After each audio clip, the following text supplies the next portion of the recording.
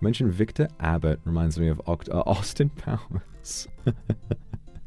Yeah, so it's quite funny. You guys know my you know, when people started with the whole Victor Adams thing, I was like, uh-oh, because that's, you know, the name I'm legally registered under in the UK. I can't go to the census and say, hi, my name is Vox Akuma. They'll be like, what? So I needed to, you know, and obviously these eyes draw a lot of attention, and my hair draws a lot of attention. And I can't really do much about the fangies, but people tend to be quite forgiving with that. I think they blend in pretty well. So when I'm out and about and when I'm on official human business, I go by Victor Abbott, and it's nice. It's nice to have a bit of a disguise so that I don't really need to worry about getting looks all the time. But that doesn't mean I always go out as Victor Abbott.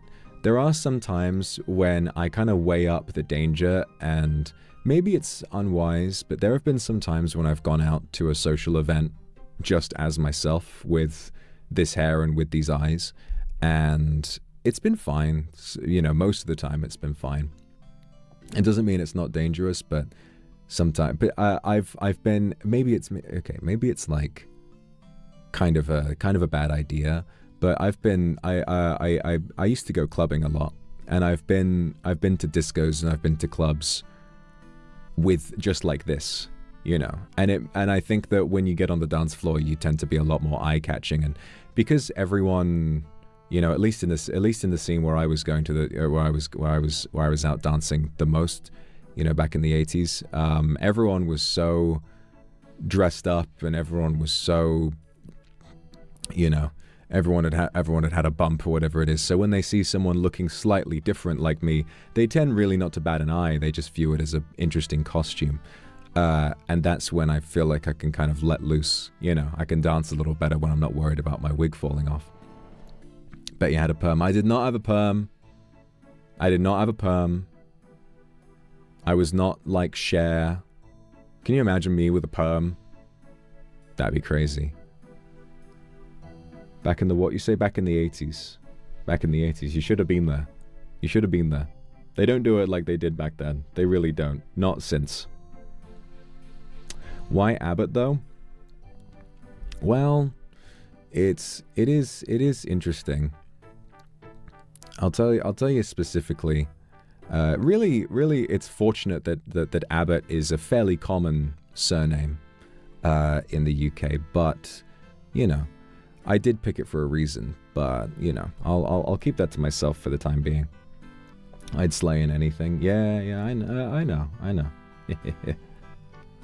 Damn it! I gotta be careful. I can't keep dropping all the reveals. Can't keep revealing stuff about myself. There's some. I just opened Twitter. Some beautiful. I love seeing all of the fan art of me as Victor. It's quite fun. What era and what kind of outfit you wore when you were disguised as him? Well, Victor Abbott was a name I picked up when I had been in the UK for a little while, and I first arrived in the UK in the kind of mid-20s, 1920s that is. So yeah, I tended to just wear sort of workman's outfit, you know, workman's clothes that were very common for people of that time to wear to work. And when fashions changed, I simply changed my outfit. If you look up men's fashion from the mid-1980s, typically working class fashion, that was a lot of what I was wearing around that time. But yeah, Victor Abbott has been around for a while. And you know, something really, really funny is that when I started, like, when enough time had passed that I thought, people might start to wonder why Victor Abbott, this supposedly normal human, is not aging.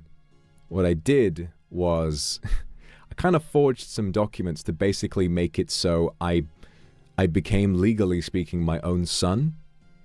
And he was just, so technically, the Victor Abbott I pretend to be right now is Victor Abbott Jr., but I don't really go by that, you know.